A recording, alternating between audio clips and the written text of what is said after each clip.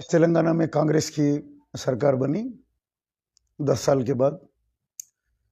मैं रेवंत रेड्डी साहब, सोनिया गांधी जी, राहुल गांधी जी, प्रियंका गांधी जी, उन तमाम को मुबारकबाद देता हूं और 6 गारंटीज के ऊपर वहां पे आप लोगों ने साइन किया, उसके लिए भी मैं मुबारकबाद देता हूं।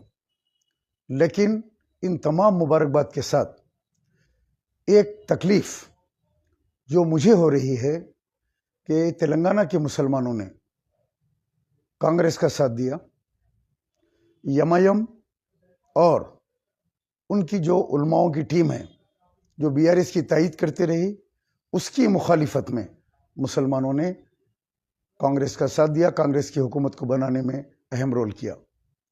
लेकिन मुझे बड़ा अफसोस हो रहा है कि आज पहली कैबिनेट का ऐलान किया गया, उसमें कोई मुस्लिम को ओहदा नहीं दिया गया, कि कोई मिनिस्टर का ऐलान नहीं किया गया। 2014 में जब केसीआर ने हुकूमत बनाई, फौरी महमूद अली साहब को एमएलसी बनाकर डिप्टी चीफ मिनिस्टर का ओहदा दिया। 2018 में वही एमएलसी का ओहदा देकर होम मिनिस्टर बनाया गया।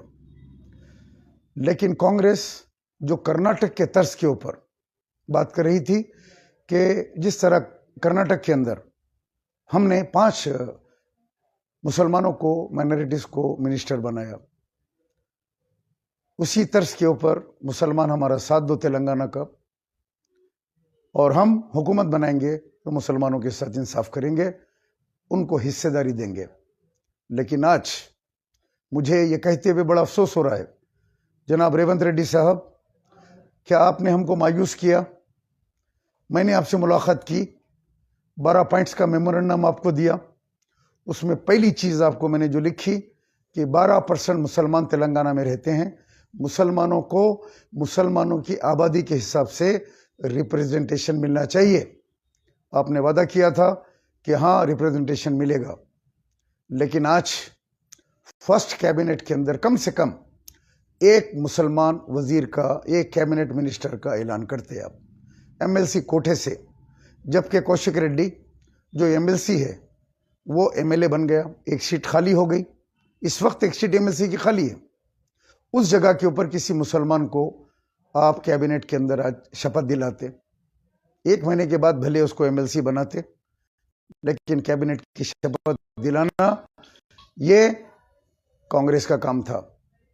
आज तेलंगाना के मुसलमान बड़े मायूस हैं और मुझे हजारों फोन आ रहे हैं कि जनाब सलीम साहब, आपने बेजिगरी के साथ खुल के सारे तेलंगाना में कांग्रेस का साथ दिया, हमने आपकी आवाज़ पे लब्बैक कहा, हमने असदुद्दीन अवैसी को नहीं सुना, हमने अकबरुद्दीन अवैसी को नहीं सुना, हम उन उलमाओं को भी नहीं सुना जो उनके अपने उलमा हैं, उनके पेड उलमा हैं, बिरयानी उलमा हैं, उनको नहीं सुना।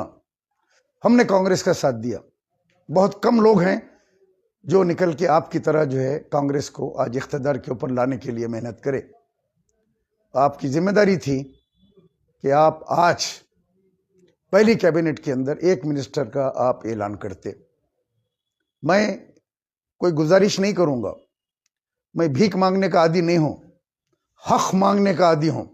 इसीलिए लोग कहते हैं कि सैयद सलीम हक की एक आवाज है। आपके लिए निकल के, कांग्रेस के लिए, आपके लिए मैंने काम किया। राहुल गांधी जी, इमरान प्रतापगढ़ी साहब, आप भी आए, आपने भी यहां काम किया। लेकिन क्या बात कि कैबिनेट के पहली मीटिंग के अंदर मुसलमान को नुमाइंदगी नहीं दी गई।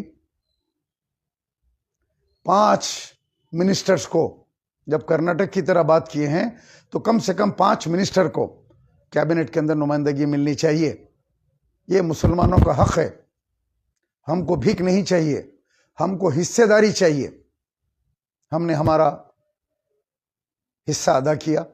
हमने कांग्रेस को इख्तिदार पे लाने के लिए पुलिस की गुंडागर्दी के बाद, टीआरएस और एमआईएम की गुंडागर्दी के बाद,